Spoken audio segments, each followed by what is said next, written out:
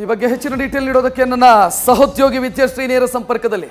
ವಿದ್ಯಾಶ್ರೀ, ಸಭೆ ನಡೀತಾ ಇರೋದನ್ನು ನಾವು ಗಮನಿಸ್ತಾ ಇದ್ದೀವಿ. ಪ್ರಶ್ನೆ ಇರೋದಿಷ್ಟೇ, ಕದನ ವಿರಾಮಕ್ಕೆ ಒಪ್ಪಿದ್ದಾಯಿತು, ಪಾಕಿಸ್ತಾನ ಈ ಹಿಂದೆಯೂ ಒಪ್ಪಿದೆ.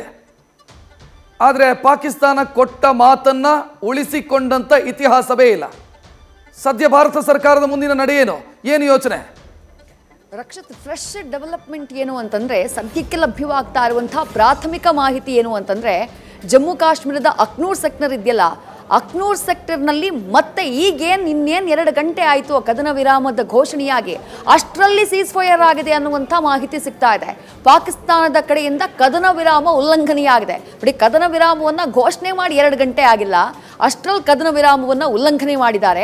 ಅಂಥದ್ರಲ್ಲಿ ಅಮೆರಿಕ ಮಧ್ಯಸ್ಥಿಕೆಯನ್ನು ವಹಿಸಿಕೊಂಡು ಮಾಡಿದಂಥ ಈ ಕದನ ವಿರಾಮಕ್ಕೆ ಪಾಕಿಸ್ತಾನ ಎಷ್ಟು ಮರ್ಯಾದೆಯನ್ನು ಕೊಡುತ್ತೆ, ಅದು ಅದರ ಬುದ್ಧಿನ ಬಿಟ್ಟು ಇರುತ್ತಾ?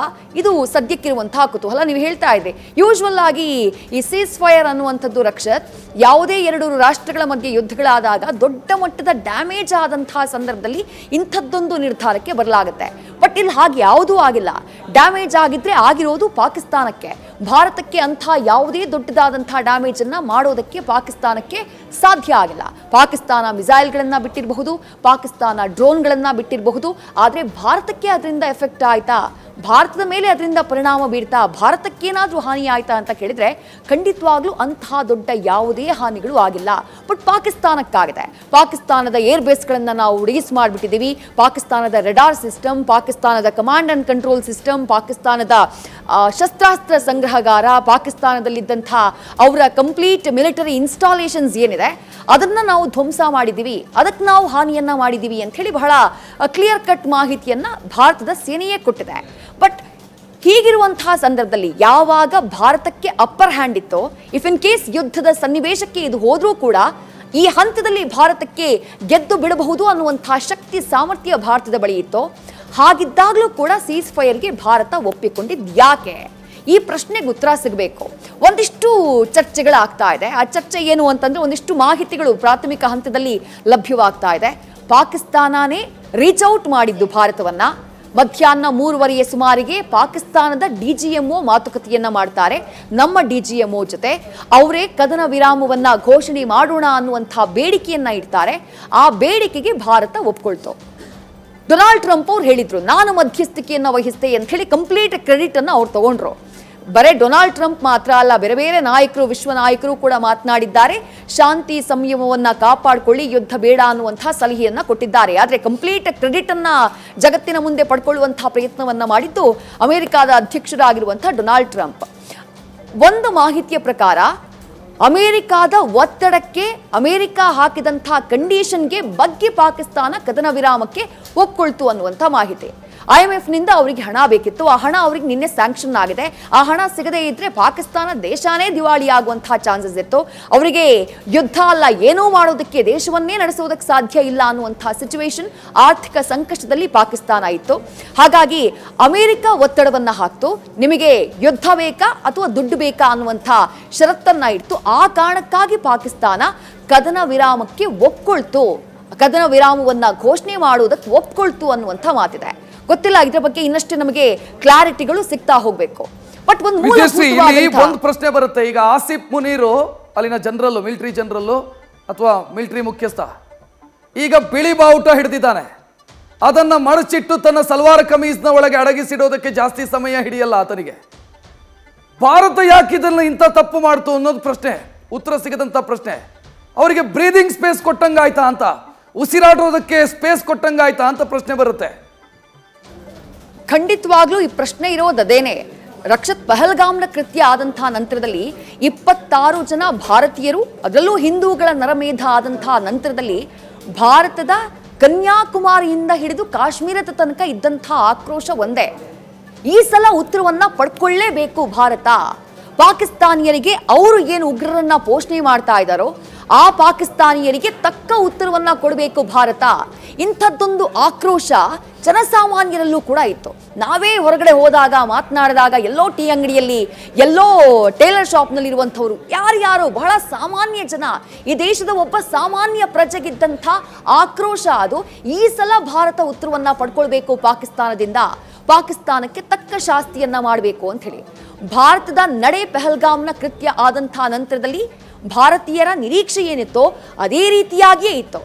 ಭಾರತ ಕೊಟ್ಟಂಥ ಏಟು, ಭಾರತ ತೆಗೆದುಕೊಂಡಂಥ ಆಕ್ಷನ್ಗಳು, ಭಾರತ ಪಾಕಿಸ್ತಾನದ ಭೂಪ್ರದೇಶದ ಮೇಲೆ ಮಾಡಿದಂಥ ದಾಳಿ, ಉಗ್ರರನ್ನ ಹೊಡೆದುರುಳಿಸುವುದಕ್ಕೆ ಅವರು ಮಾಡಿದಂಥ ಆಪರೇಷನ್ ಸಿಂಧೂರ ಕಾರ್ಯಾಚರಣೆ, ಭಾರತೀಯರೆಲ್ಲರೂ ಕೂಡ ಖುಷಿ ಪಟ್ಟಿದ್ರು. ಇದು ಇಲ್ಲಿಗೆ ಮುಗಿಯಬಾರ್ದು.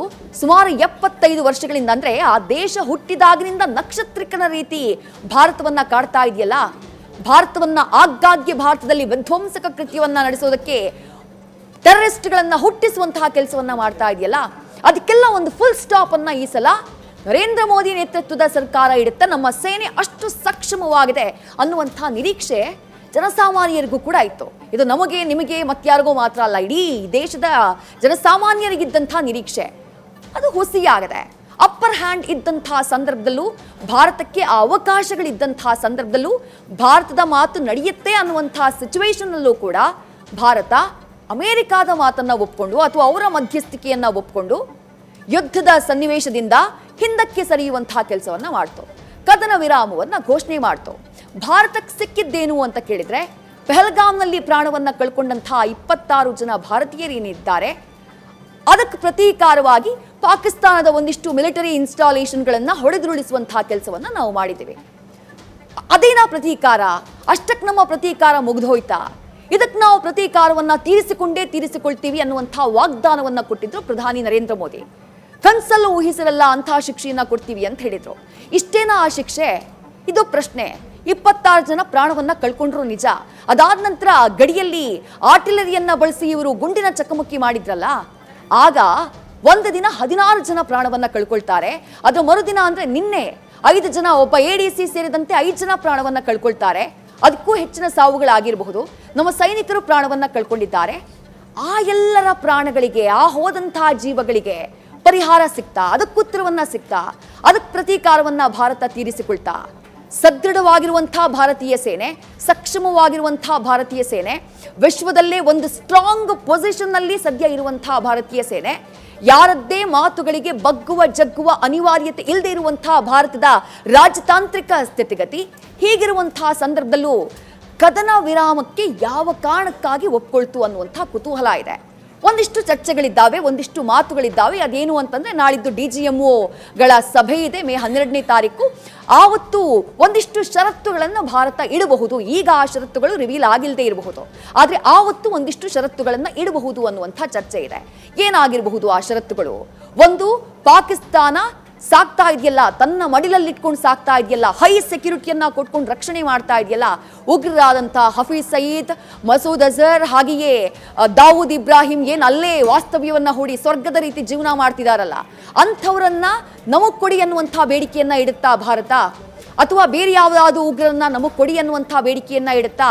ಅಥವಾ ಯಾವುದೇ ಬೇಡಿಕೆಯನ್ನ ಇಡೋದಿಲ್ವಾ?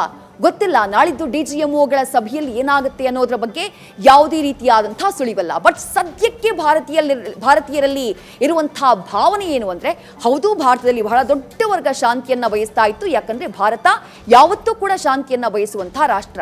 ಆದ್ರೆ ಈ ದೇಶಕ್ಕಾದಂತಹ ಸಮಸ್ಯೆ ಆ ದೇಶದಿಂದ, ನಕ್ಷತ್ರಿಕನಂತೆ ಕಾಡಿದಂತಹ ಆ ದೇಶದಿಂದ, ಅದಕ್ಕೆ ಪ್ರತೀಕಾರವನ್ನ ಭಾರತ ಪಡ್ಕೊಳ್ತಾ, ಅದಕ್ಕೆ ಸರಿಯಾದಂತಹ ಪ್ರತ್ಯುತ್ತರವನ್ನ ಭಾರತ ಪಡ್ಕೊಳ್ತಾ ಅಂತ ಕೇಳಿದ್ರೆ, ಈ ದೇಶದ ಜನಸಾಮಾನ್ಯರು ಸದ್ಯ ನಮ್ಮ ನಿರೀಕ್ಷೆ ಹುಸಿಯಾಗಿದೆ ಅನ್ನುವಂಥ ಮಾತನ್ನ ಹೇಳ್ತಿದ್ದಾರೆ. ರಕ್ಷತ್, ಥ್ಯಾಂಕ್ ಯು ವಿದ್ಯಾಶ್ರೀ, ಮಾಹಿತಿ.